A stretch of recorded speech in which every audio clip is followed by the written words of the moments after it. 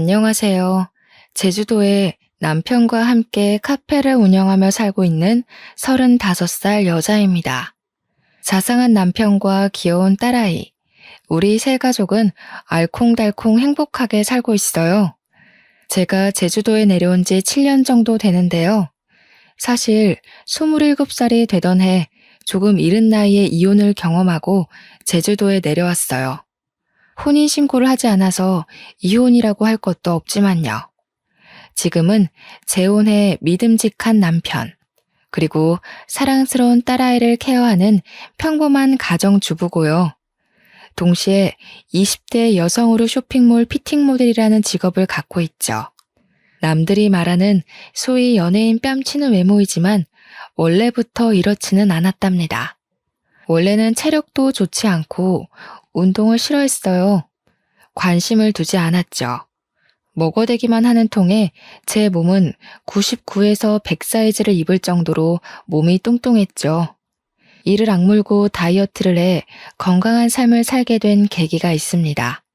제가 제주도에 내려왔는지 왜 밀어날 정도로 독한 마음으로 다이어트를 했는지 궁금하지 않으세요? 지금부터 제 인생의 큰 오점이기도 한 그 이야기를 들려드릴까 해요. 저는 원래 서울이 고향이고 여느 집처럼 평범한 집에서 자랐어요. 공무원으로 근무하시는 아버지, 집에서 살림을 톡 풀어지게 하는 우리 엄마. 엄마는 아버지와 자식들에게는 항상 따뜻한 밥을 먹여야 한다며 부지런을 떠셨는데 음식 솜씨도 좋아 이것저것 요리를 많이 해주셨거든요. 그리고 제가 어려서 몸이 약해 한약, 양약 등 안 먹어본 약이 없거든요. 어렸을 때는 힘없이 쓰러지기 일쑤였고 평소에도 힘이 없어 보인다는 말을 자주 들었습니다. 몸의 원기 회복을 도와주고 기력 보충을 해주는 한약을 어려서부터 먹었던 탓일까요? 몸이 쉽게 붓고 살이 잘 찌는 체질로 변하게 되더라고요. 통통하다 못해 제가 봐도 뚱뚱했지만 그게 살아가면서 흠이라고 느껴지진 않았습니다. 그렇다고 사람들의 시선을 아예 의식하지 않은 건 아니었어요. 저도 사람이니깐요. 그 일이 있은 후에는 생각이 바뀌게 되었죠. 시간이 흐르고 대학을 졸업하고 사회생활 목전을 앞둔 어느 날이었어요. 엄마와 장을 보러 동네 마트를 다녀오던 길에 저는 극심한 복통에 시달리게 되었습니다. 엄마는 서둘러 119에 전화를 하셨고 그 길로 응급실로 갔죠. 이런 통증이 있었을 텐데 이걸 어떻게 참았습니까? 엑스레이나 초음파상으로 볼 땐 담석증과 급성 충수염이 의심되네요. 조금만 늦었어도 복막염으로 응급수술할 뻔했네요. 수술을 하는 게 좋을 것 같습니다. 네? 한 번도 아픈 적은 없었어요. 그동안 이런 적이 없었는데 오늘 갑자기 너무 아팠는걸요. 다른 이상은 없는 건가요? 큰 문제는 아니죠. 그대로 둬봤자 좋을 것도 없고 2가지 경우가 한 번에 올 수는 있지만 초음파로 봤을 때 이 정도면 큰 편이에요. 아주 심각한 건 아니지만 어차피 수술해야 됩니다. 우선 진통제 놔드릴 테니 조금 버텨보시고 내일 아침에 다시 봅시다. 그렇게 다음날 오전 9시쯤 저는 수술을 받았습니다. 수술 후 2주 정도를 병원에 입원했어요. 수술을 하며 컨디션 회복이 잘 되지 않아 여러 검사를 받았는데 결과가 조금은 충격이었습니다. 제가 초고도 비만인데다가 몸의 염증 수치가 상당히 높다는 거예요. 면역 수치는 현저히 낮아져 있는데 이대로라면 면역 체계가 무너져 어떤 병에 걸려도 이상하지 않을 만큼 상태가 좋지 않다고 했어요. 생각보다 많이 심각하네요. 몸이 어느 정도 회복되고 나면 운동도 하셔야 해요. 비만이 결코 좋은 것은 아닙니다. 여기서 더 심해지면 비만 질환으로 병원에서 살아야 할 수도 있어요. 약 처방해 드릴 테니 꾸준히 복용하시고 힘드셔도 운동하는 습관을 기르세요. 제가 뚱뚱한 건 이미 모두가 아는 사실이었지만 그렇게 심각한 상태인 줄 몰랐거든요. 저는 상당한 쪽팔림과 충격을 받았습니다. 퇴원 후 처방받은 약, 그리고 식이요법과 운동으로 15kg 정도를 어렵사리 감량했어요. 정말 운동을 싫어했지만 죽지는 말아야지 하는 생각에 이악 물고 버텼거든요.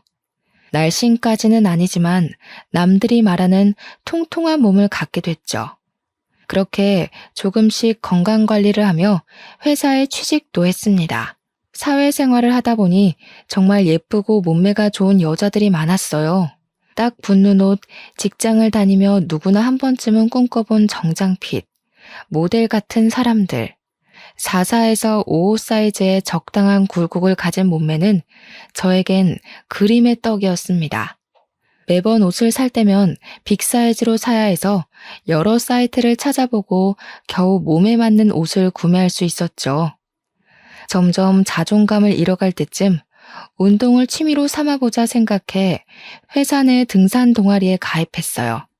격한 운동을 싫어하고 약간의 두려움이 있었거든요. 하지만 등산은 조용히 잘할 수 있을 것 같았어요. 회사 일로 지친 몸을 상쾌한 공기를 마시며 힐링할 수 있기도 하고 운동도 하고요.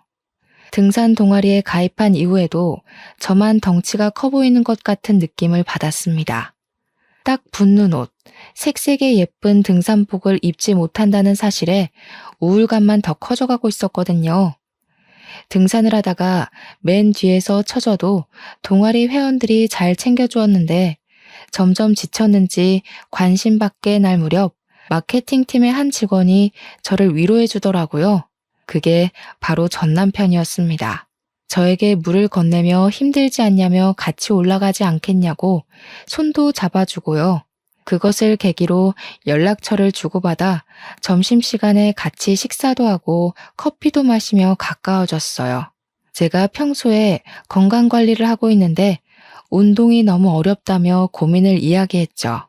그때 고맙게도 전 남편은 용기를 북돋아주고 싶다며 운동을 해보고 싶으면 적극적으로 도와주겠다고 했어요. 그렇게 퇴근 후 같이 헬스장을 끊어 한두 시간씩 같이 운동도 했고요. 더욱 사이는 가까워졌고 저희는 연인 사이로 발전하게 됐죠. 남편은 키도 훤칠하고 수려하게 생긴 외모에 정장이 잘 어울린다는 말 그대로 엄친아 스타일이었습니다. 회사에서도 여직원들이 수도 없이 대시를 할 정도로 인기 있는 남자였거든요. 저와 사귀고 나서도 저의 못생긴 외모나 저희를 쳐다보는 주변의 시선 따위는 의식하지 않았고요. 우습지만 회사에서 비밀 연애가 들통나 생긴 별명은 야수와 미남 커플이었어요. 저는 저만을 위해주는 남편의 다정다감하고 따뜻한 마음이 좋았어요.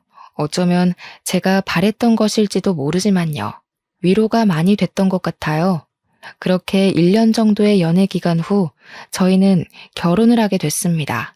시아버지는 몇 년 전에 돌아가셔서 시어머니 혼자 살고 계셨는데 저를 탐탁지 않아 하셨어요. 정확히는 제 외모가 마음에 들지 않으셨던 거죠. 너 그 몸으로 아이나 제대로 낳을 수 있겠니? 다이어트를 좀 해야 되지 않겠어? 그래야 나중에 조금이라도 도움이 되지 않겠냐고. 엄마, 면전에 대고 그게 무슨 말이에요. 뚱뚱하면 애도 못 가져? 열심히 운동하고 우리끼리 알아서 할 테니 신경 끄세요. 그렇게 말하는 것도 스트레스야. 스트레스 받으면 더 힘들잖아. 그러니 그만해요. 남편이 그런 게 뭐가 중요하냐며 우리끼리 알아서 하겠다고 중간에서 채비를 해주었어요. 서로 난감한 상황이었지만 남편 덕분에 무사히 모면할 수 있었죠. 결혼식을 올린 뒤 회사 근처 오피스텔에 살았는데요. 어느 정도 돈을 모아 대출을 껴 작은 평수의 아파트를 마련하게 됐습니다. 제 친구들과 남편의 직장 동료들을 불러 집들이를 하기로 했죠. 맛있는 음식을 먹으며 분위기가 무르익다 보니 술이 모자랐어요. 저는 잠시 집 앞 마트에 다녀온다고 하고 옷가지를 챙겨 나갔죠. 지갑을 두고 와 다시 집으로 올라갔는데 현관 앞에서 그대로 멈출 수밖에 없었어요. 술이 조금 들어간 상태고 늦은 시간이어서 제 친구들은 먼저 집으로 갔고요. 남아있는 남편 친구들이 대화를 하는데 화가 나기보다는 비참한 기분이 들었거든요. 야, 도영아, 이제 좀 솔직해져봐. 재수씨도 없고 우리끼리 있는데 너 마음에도 없는 결혼하고 지금 이 생활 만족하냐? 솔직히 재수씨 착한 거 빼면 볼 거 없잖아. 뭘 보고 결혼했어? 맞아. 너 지은이한테 거하게 차이고 나서 복수하고 싶어서 결혼한 거 모를 줄 알아? 그리고 솔직히 지금 애도 없는데 마음도 없으면 온전하겠냐고. 요즘에 이혼이 흠도 아니고 할 수 있을 때 하는 게 좋다고 본다 나는.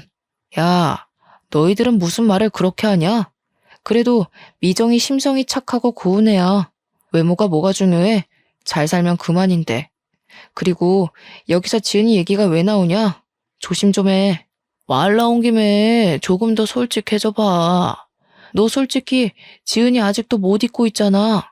아직도 연락하고 지내는 거 다 알아. 준규가 그러더라 임마. 결혼한 놈이 전 여자친구한테 미련 남아서 연락하는데 보기 좀 그렇다고. 그래, 그건 애들 말이 맞아. 결혼한 놈이 다른 여자랑 연락하는 게 말이 돼? 더군다나 그 여자가 전 여친이면 더더욱 안 되지. 너 재수 씨한테 미안해서라도 그러면 안 되는 거야. 정리를 하긴 해야지. 지은이를 정리하던 재수 씨를 정리하던 그건 너의 몫이니까. 저는 남편과 친구들이 하는 이야기를 듣고 당장이라도 소리를 치고 싶었습니다. 하지만 제 꼴이 우스워 보일까 눈물이 나오려던 걸 꾹 참았죠. 아무런 내색도 하지 않으며 지갑을 두고 왔다며 황급히 자리를 빠져나왔죠. 집에서 조금 떨어진 공원에 앉아 펑펑 울다 겨우 마음을 진정시켰고요. 저 지금까지 살아오면서 제가 뚱뚱한 건 알았지만 그것 때문에 상처받은 일은 없었거든요. 하지만 이번에는 정말 비참하고 제 자신이 초라하게 느껴지더라고요. 아무렇지 않은 척하느라 힘들었지만 어쨌든 술을 사들고 다시 집으로 들어갔답니다. 며칠 뒤 집들이가 끝나고 아직도 전 여자친구를 못 잊고 있나 하는 생각에 저는 하루라도 편히 잠을 잔 날이 없었어요. 이 사람이 결혼을 정말 후회하고 있나 하는 생각에 걱정도 되고 불안했거든요. 꿈을 꾸면서도 전 여자친구를 생각하는 것 아닌가 싶었고 이대로는 안 되겠다 싶었어요. 그래서 저는 남편이 잠든 틈을 타 휴대폰을 확인하게 되었죠. 평소 휴대폰을 잠그지 않아 휴대폰을 살펴보는 게 어렵지는 않았습니다. 전화 기록과 메시지를 살펴보는데 전 여자친구와 주고받은 연락이 그대로 있는 게 아니겠어요? 지은아, 내가 다 잘못했어. 한 번만 만나서 다 이야기할게. 내가 너한테 복수하고 싶다는 생각에 홧김에한 결혼이라는 거 알잖아. 정말 사과하고 싶어. 나랑 만나서 이야기 좀 하자. 5분만이라도 시간 내줘. 난 너밖에 없어. 너 지금 그 결혼 생활 만족해? 내가 그렇게 하면 돌아갈 줄 알았니? 웃기는 소리 하고 있어. 지금 나 불륜녀 만들려고 작정했니? 이거 완전 미친놈 아냐. 그 어떤 말을 해도 나는 너밖에 없어. 내 마음 알잖아. 나 너 아직도 많이 사랑해. 결혼도 후회하고. 정말 미안해. 내 마음을 다시 받아줄 수 없겠니? 대충 이런 내용이었습니다. 정말 기가 막히지 않나요? 외간 여자가 가정이 있는 남자와 저런 내용의 연락을 주고받았다는 것도 웃기지만 더 웃긴 건 남편이 저런 말을 듣고도 아무런 대꾸를 하지 않았다는 거예요. 저는 주고받은 대화 내용을 모조리 캡처해 제 휴대폰으로 전송했어요. 조금이라도 증거를 모아두어야 했죠. 이혼하고 싶은 생각은 없었지만 그게 최선이라 생각했어요. 물론 남편의 휴대폰에서는 저에게 보낸 흔적을 지웠고요. 혹시나 해서 사진첩도 봤는데 아니나 다를까 그 여자와의 흔적이 남아 있었습니다. 심지어 그 여자의 번호는 내 짝꿍 하트로 저장되어 있는 게 아니겠어요? 저는 휴대폰을 보면 볼수록 남편에 대한 실망감이 커져갔지만 우선 아무렇지 않은 척하기로 했어요. 정말 피가 거꾸로 솟는 느낌이었습니다. 온몸에 힘이 빠졌어요. 그날 휴대폰을 통해 알아낸 그 여자 번호로 연락을 했습니다. 만나서 이야기 좀 하자고. 다음 날 연차를 내고 그 여자를 만나러 집 근처 카페로 향했죠. 카페에 먼저 도착해 언제쯤 오나 생각하던 찰나에 누군가 들어오는 소리에 시선을 돌렸습니다. 그 여자가 제 앞으로 당당하게 걸어오더니 다리를 꼬며 앉았어요. 안녕하세요. 생각보다 더 평범해서 놀랬네요. 이렇게 갑자기 만나자고 하는 걸 보니 우리 만나는 거 도영이는 알아요? 아, 그 전에 빈 껍데기 남편이랑 사는 거 만족해요? 네? 빈 껍데기요? 말 함부로 하지 말아요. 과거가 어찌됐든 지금은 법적인 내 남편이에요. 무슨 권리로 그런 말을 하는 거예요? 의외로 성깔 있으시네. 도영이 눈이 이렇게 낮은 줄 몰랐네요. 당신을 사랑한다는 그 말 진짜인 것 같아요? 아직도 나를 못 잊어 안달인데 평생 같이 살 수 있어요? 과거는 중요하지 않아요. 지금이 중요하지. 남편이 그렇게 연락해도 그쪽이 연락을 자꾸 받아주는 거 보면 그쪽도 무슨 속셈이 있나 봐요? 앞으로 더 이상 연락하지 않았으면 해요. 서로 사람답게 살자고요. 개념 좀 챙기고. 심란한 마음을 이끌고 집으로 돌아가려는데 시어머니에게 연락이 왔습니다. 어머니 목소리가 심상치 않으셨어요. 집에서 15분 정도 가까운 거리에 살고 계셔서 저는 무슨 일이 있나 싶어 달려갔죠. 초인종을 누르자 금방 문을 열어주셨는데 표정이 너무 떨떠름해 보이셨어요.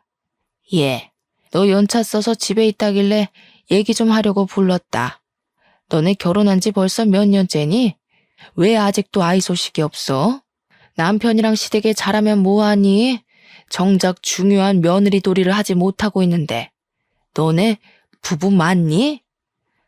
어머니, 죄송하게 생각해요. 저희도 노력하고 있어요. 그러니 조금만 기다려주시면 안 될까요? 저희 이제 자리 잡고 조금만 노력하면 되니까요. 그놈의 노력. 그러게. 내가 결혼 전부터 다이어트 하라고 하지 않았니?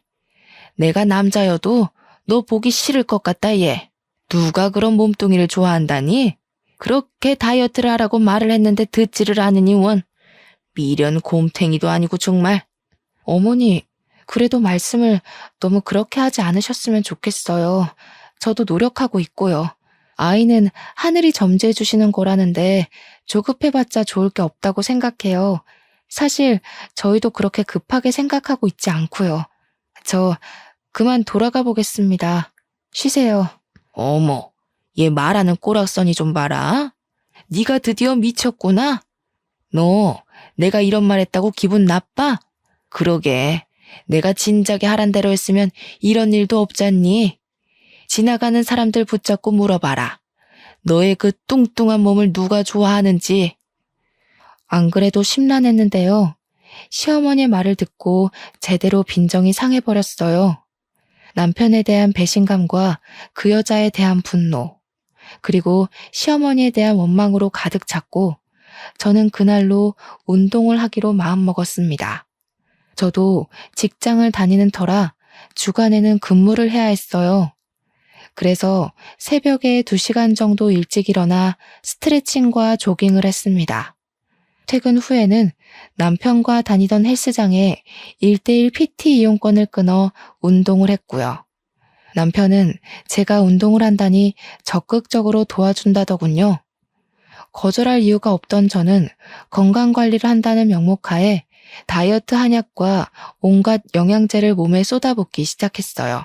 그리고 약간의 성형을 했고 철저한 식단 관리와 운동을 병행했죠. 악착같이 노력한 결과 1년 정도의 기간 동안 30kg 감량이라는 쾌거를 이룰 수 있었습니다. 소위 말하는 연예인 뺨치는 외모와 몸매를 갖게 됐죠. 처음에는 저를 바라보는 시선이 부러웠지만 점점 자신감을 되찾으며 당당해지기 시작했어요. 지금까지 도와준 남편이 고마웠지만 시어머니의 모욕적인 말과 제가 당했던 굴욕들, 그것을 생각하면 화가 치밀어 올랐어요.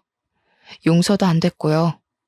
저는 이미 남편을 미워하고 있었고 받은 수모만큼 대갚음 해줘야겠다는 생각만 했습니다.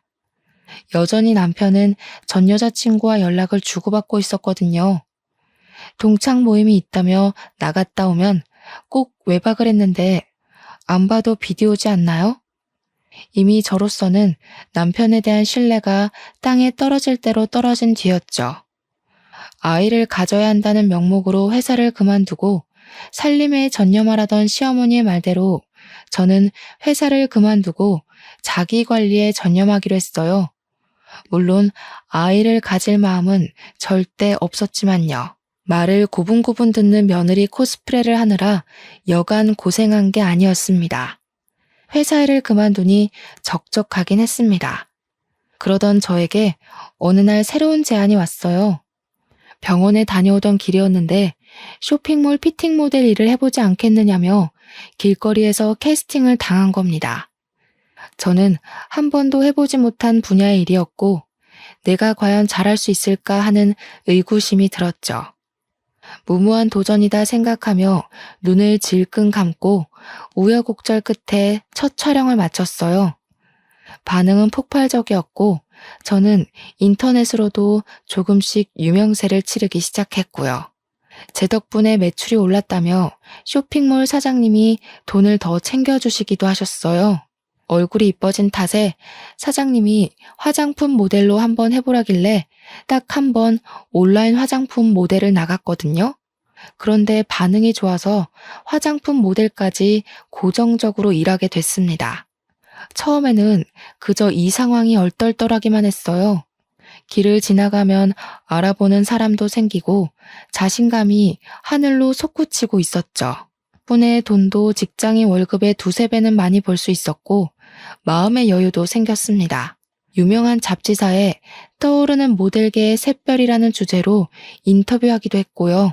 제 과거 사진을 공개하며 다이어트 비결, 운동 비결 등을 숨김없이 오픈했는데 오히려 반응이 더 좋아서 쇼핑몰 매출이 급상승했다고 인센티브까지 넉넉하게 받았습니다. 그런 저의 모습을 남편과 시어머니는 대단하다며 칭찬을 해줬어요. 시어머니는 이제야 제가 정신을 좀 차리는 것 같다며 아이를 가지라고 여전한 모습이셨지만요. 친구들과 부모님은 제가 예뻐진 것보다 당당해지고 자신감이 생긴 것에 대해 축하를 해주셨습니다. 하지만 저는 남편에게 복수할 날만 기다리고 있었죠. 예, 이제 좀 말이 통하는구나. 그렇게 말할 때는 듣지도 않더니 네가 무슨 바람이 불어서 오래간만에 며느리 노릇을 좀 하는구나. 곧 좋은 소식도 들려주겠지? 기대하고 있으마. 에이, 엄마는 또 잘 나가시다 왜 그러실까? 아이 문제는 우리가 알아서 할 테니 엄마는 그저 지켜보기만 하시라니까는. 우리 걱정 말고 엄마 끼니나 잘 챙겨 드시고 그러세요. 엄마 그거 오지랖이다. 이놈 새끼가 엄마한테 말버릇이 그게 뭐야? 시애미가 돼가지고 그 정도 말도 못하고 산다냐? 알아서 잘 하겠다마는 그래도 어른이 노파심으로 얘기를 하는데. 아무튼 좋은 소식 기다리고 있으마. 사실 이제 와서 말씀드리지만 그때 남편과 저는 혼인신고를 하지 않은 상태였거든요. 왜냐하면 집을 구매해서 세금 문제로 1년 정도만 더 있다가 혼인신고를 하자 합의를 했어요. 물론 양가 부모님에게는 비밀로 했고요. 혼인신고를 안 했다고 하면 그게 말이 되냐며 노발대발 하셨을 옛날 분들이셨거든요. 저는 이제는 때가 된 것 같아 결심을 했습니다. 남편에게 그동안의 모든 일을 적어놓은 편지 한 통만을 남긴 채 짐을 싸서 친정으로 왔어요. 남편은 출장을 간 상태였고 전 그 사이에 모든 것을 정리하기로 결정했죠. 그동안의 일을 모두 부모님께 말씀드렸더니 부모님은 화를 내시기는커녕 한숨을 푹 쉬셨습니다. 솔직히 화를 내실 줄 알고 조금 긴장했었거든요. 오히려 부모님은 제 결정이 그렇다면 믿어주겠다고 응원을 해주시는 게 아니겠어요? 저는 부모님께 죄를 짓는 것 같고 불효를 저지른 것 같아 가슴이 찢어지는 것 같았어요. 그러기도 잠시 남편이 출장 갔다 돌아왔는지 전화에 불이 나기 시작했습니다. 남편의 시어머니까지 전화기를 꺼둔 탓에 부모님 휴대전화에도 불이 나기 시작했죠. 연락이 닿질 않자 친정에 찾아온 남편은 한 번만 만나달라며 애원하기 시작했어요. 친정 부모님께도 혹시라도 찾아오면 절대로 문 열어주지 말라고 채비해 놓았고요. 미정아, 이러지 말고 만나서 얼굴 보고 이야기하자 제발. 갑자기 이러는 이유가 뭔지 모르겠어. 나 지은이랑 아무 사이도 아니란 말이야. 네가 오해하고 있는 것 같은데 내가 전부 다 설명할게. 제발 한 번만 만나줘. 며칠을 문전박대하며 만나주지 않았어요. 지치는 법도 모르는지 하루도 안 빼놓고 친정집에 오길래 이 짓도 못할 짓이다 싶고 부모님이 괜히 피해보시는 것 같아 집 앞 호프집에서 만나자고 했죠. 맨정신에는 제대로 상대할 수 없을 것 같아 단숨에 맥주 한 잔을 들이켰죠. 아니나 다를까 저를 본 남편은 불쌍한 척을 하며 되지도 않는 변명을 늘어놓더군요. 가만히 듣자 하니 정말 가증스럽고 역겨웠어요. 미정아, 너도 알잖아. 내가 널 얼마나 사랑하는지. 전 여자친구 때문에 널 만나서 결혼한 게 아니야. 물론 너를 처음 만날 땐 보여주고 싶은 마음은 있었어. 하지만 결혼은 정말 온전히 네가 좋아서 한 거야. 제발 날 믿어줘. 어떻게 하면 마음을 돌릴래? 뭐? 사랑? 웃기는 소리 하고 있네. 내가 무슨 마음으로 독하게 다이어트 했는지 알아? 이게 다 당신이랑 어머니 때문이라고. 아직도 모르겠어? 날 그렇게 무시하고 짓밟을 때는 언제고 이제 와서 사랑 타령이야? 그게 무슨 말이야? 사랑 타령? 그리고 왜 갑자기 여기서 엄마 이야기가 나와? 알아듣게 좀 이야기해. 엄마가 너한테 무슨 짓을 하기라도 했어? 왜 가만히 있는 우리 엄마까지 들먹여? 엄마가 애 낳으라고 한 것 때문에 그래? 어른이 그 정도 말은 하실 수도 있는 거지. 이 와중에 시어머니 이야기를 하니 발끈하며 감싸는 모습을 보고 그나마 남아있던 정도 뚝 떨어지더라고요. 지금 상황에서 누가 갑인지 모르는 것 같았어요. 어떻게 하면 저렇게 멍청한 말을 할 수 있을까 의구심이 들었죠. 저 같으면 무조건 미안하다고 싹싹 빌었을 건데 자기 엄마 편을 들고 앉아있는 꼴이라니 더 이상 말할 가치가 없었습니다. 도영씨, 아직 정신 덜 차렸구나. 나랑 결혼 생활하면서 그 여자한테 찝쩍거린 건 뭔데? 지금까지 연락 주고받는 거 내가 모를 줄 알았어? 내가 바보니? 너 집들이 하던 날 친구들이 하는 소리 듣고 가만히 있더라? 내가 그때 얼마나 비참했는지 알아? 네가 알기나 하냐고. 아니 그게 아니라 미정아, 내가 이렇게 빌게. 나 한 번만 봐주라. 솔직히 결혼 전엔 네가 못생겨서 정이 안 생겼어. 그건 인정해. 그런데 결혼하고 네가 환골탈태한 모습을 보니 생각이 달라지더라고. 이건 어쩔 수 없는 남자의 본능이야. 그러니 이해해 줄 수 없겠어? 본능? 본능 같은 소리 하고 있네. 당신 미쳤구나 진짜? 내가 그 여자 대용이었어? 내가 재활용품이니? 날 고작 그런 취급하려고 나랑 만나서 결혼까지 한 거야? 그래, 이제 이뻐지니까 나한테 조금 미련이 생겼나 보지? 그러게, 처음부터 엄마가 살 빼라고 했으면 내가 지은이한테 연락할 일은 없지 않았겠어? 이건 너도 잘못이 있는 거야. 그러니 우리 서로 좋은 게 좋은 거라고 다시 예전으로 돌아가자, 어? 나랑 살면서 그 여자한테 찝쩍댄 거? 이해한다 쳐. 그래, 1000번이고 10,000번이고 이해해줄게. 너 차여서 나한테 들러붙은 거라며? 그럼 이해하기가 조금 쉽겠네. 어차피 아무 사이도 아니니 나한테 거하게 차였다고 생각해. 다른 여자 구해서 그 여자한테 정이라도 붙여보던가. 정말 얼토당토 않는 말이지 않나요? 어쩜 그렇게 아무렇지 않게 뻔뻔한 말을 내뱉을 수가 있는지 의문이었습니다. 머리를 열어 속을 들여다보고 싶었어요. 저는 제가 고작 그딴 취급을 받았다는 사실에 화가 머리 끝까지 났죠. 제 앞에 있던 맥주잔을 들어서 남편 얼굴에 확 부어버리고 소리치고 나왔어요. 너 따위 때문에 뺀 내 살들이 아까워. 그럼 이제라도 그 잘난 전 여자친구 만나서 결혼 생활 시작하면 되겠네. 너랑 나랑 무슨 사이라도 돼? 우리 어차피 혼인신고도 안 했으니 네 마음대로 해. 이후로도 전 남편은 전화, 문자, 심지어 인터넷으로도 미친 듯이 연락을 하기 시작했습니다. 제가 전부 무반응으로 대처하니까 이번에는 시어머니가 연락을 해오더군요. 얼굴 보며 만나서 이야기하자는 말에 드러나 보려고 시댁 근처 카페로 갔죠. 카페에 들어가기 전 앉아있는 시어머니를 가만히 쳐다봤어요. 딱 봐도 어떻게 구슬려야 애가 돌아올까 하는 표정이 한눈에 봐도 느껴집니다. 저는 더 이상 휘둘리지 않을 자신이 있었기에 마음을 가다듬고 당당하게 카페 안으로 들어섰어요.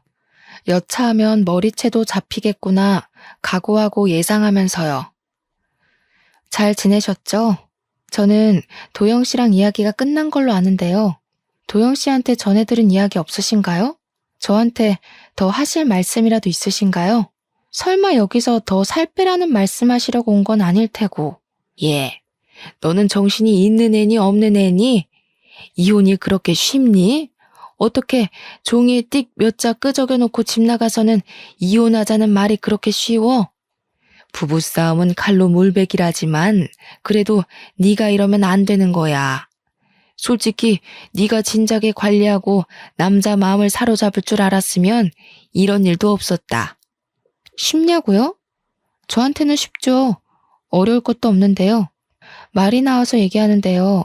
도영 씨랑 저 어차피 혼인신고도 안 한 사이인데요? 그냥 사귀다가 헤어진 거죠. 아니, 정확하게 말하자면 제가 도영 씨를 찬게 되나요? 제가 혼인신고를 안 했다는 말을 하니 시어머니의 표정이 굳더군요. 정말 모르셨던 눈치였어요. 저야 그렇다 치지만 헤어진 마당에 얘기는 했어야 하는 거 아닌가요? 물론 저는 아쉬운 것 없었지만요.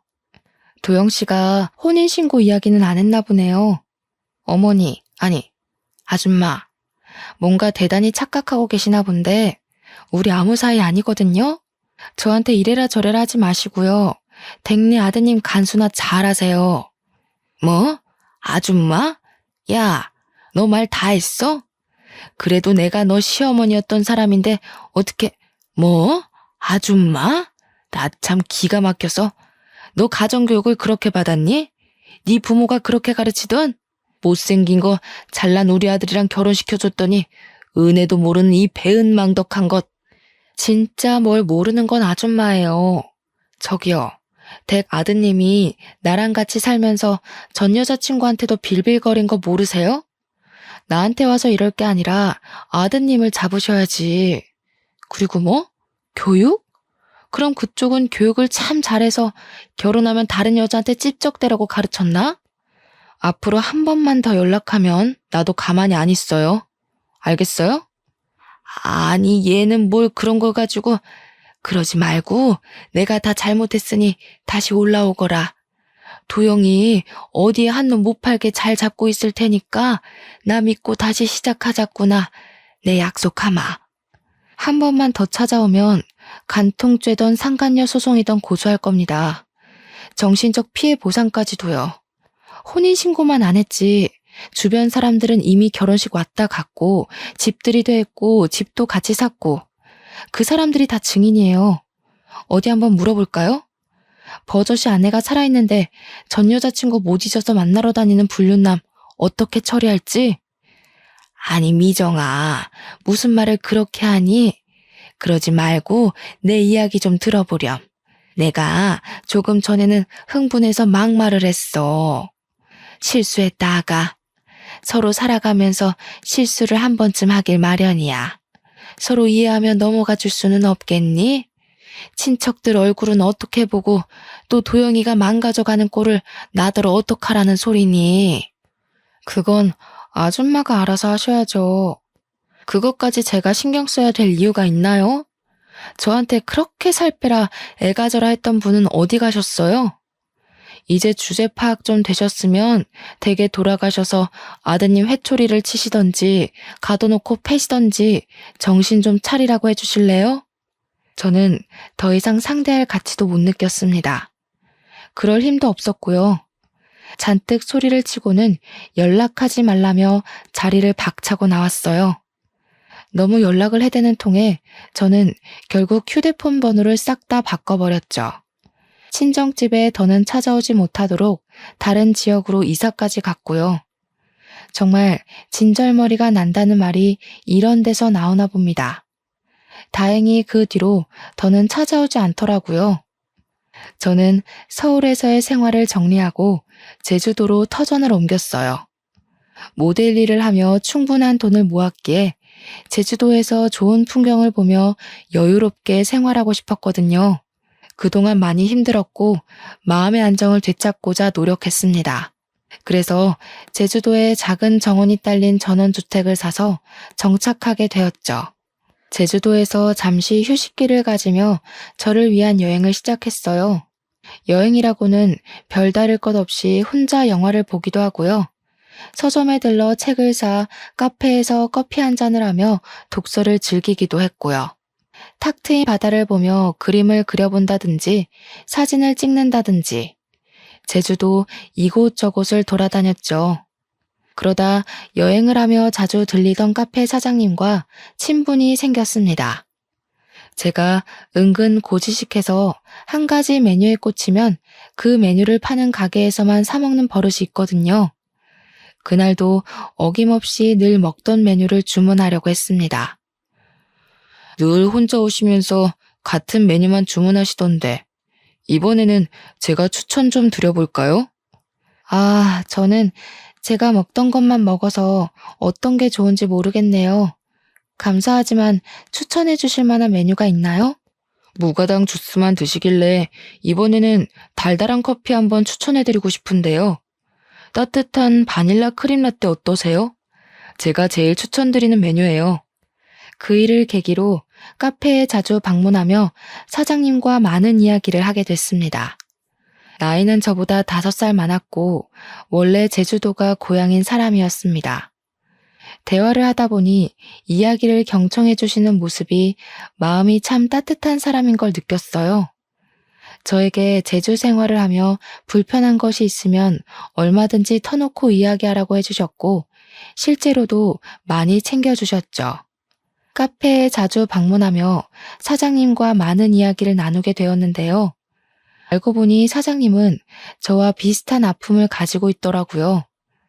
그래서 그런지 저에게는 사장님이 더욱 공감과 위로가 되는 존재로 다가왔습니다.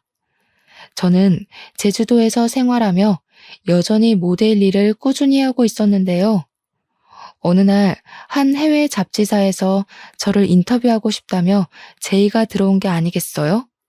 남들도 다 알만한 유명한 대형 잡지사라 저는 잔뜩 긴장한 채 인터뷰에 응했고요. 원래부터 모델 일을 했던 게 아니고 전문적으로 배워본 적도 없는 터라 많이 긴장했죠. 그런 저를 가족들과 카페 사장님은 응원을 해주셨어요. 그 잡지사에서는 제가 모델 일을 하게 된 이유에 대해 인터뷰를 했습니다. 지난번과 같이 제 과거 사진과 함께 있는 그대로를 보여드렸어요.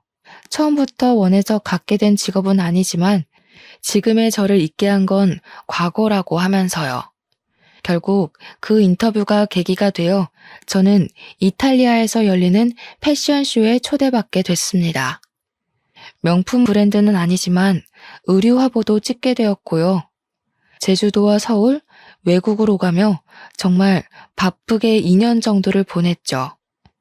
힘이 들고 지칠 땐 언제나 뒤에 카페 사장님이 계셨습니다. 그렇게 저희는 마음이 통해 연인 사이로 발전하게 됐고요.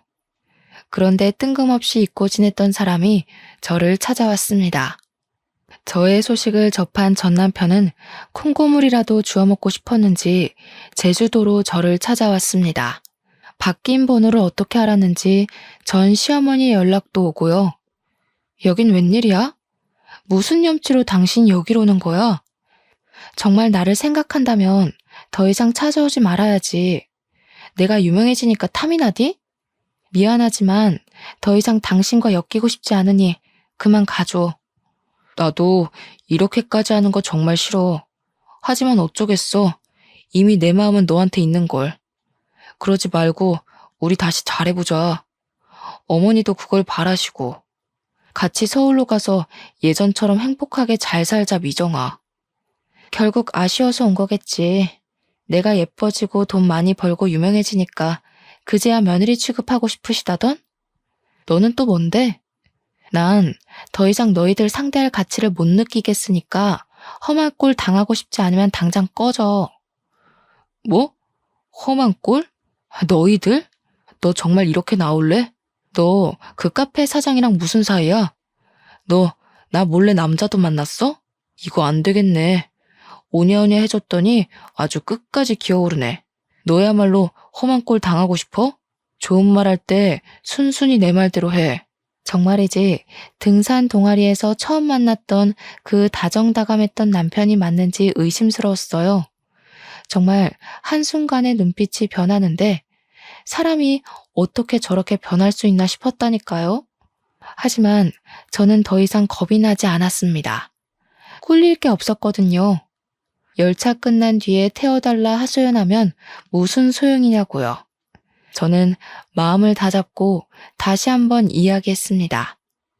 다시 한번 말하지만 이미 우리는 끝난 사이야. 집착하지 말고 돌아가줬으면 해. 좋게 말할 때 각자 갈 길 가자. 이제 와서 왜 이러는 거야? 남편이 자기 마누라 덕 좀 보겠다는데 그게 그렇게 안 될 일이야? 너도 아마추어같이 왜 이래? 괜히 버티지 말고 당장 나랑 서울 가자. 이리 와. 왜 이래 도대체? 우리 이미 끝난 사이라고 몇 번을 말해? 너와 나 혼인신고도 안 한 남이었어. 아니, 남보다 못한 사이였지. 일말의 양심이라도 있으면 이렇게 찾아오면 안 되지.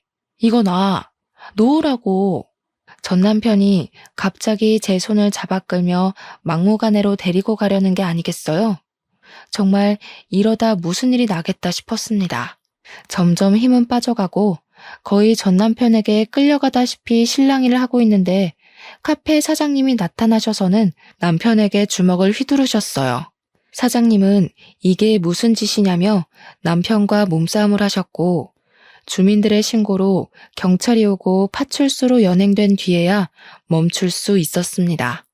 전 남편은 파출소에서 사장님에게 콩밥 좀 먹어보라며 절대 합의는 없다고 큰 소리를 쳐댔고요.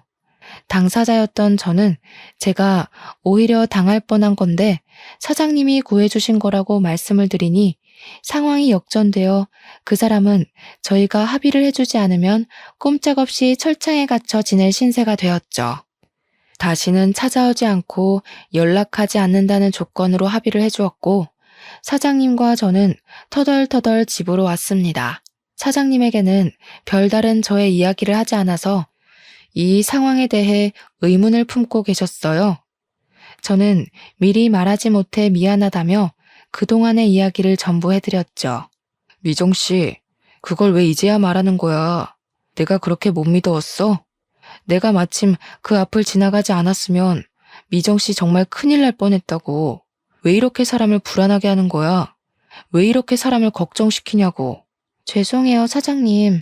말할 분위기도 아니었고 그렇게 좋게 끝난 일은 아니라서 선뜻 말하기도 죄송했어요.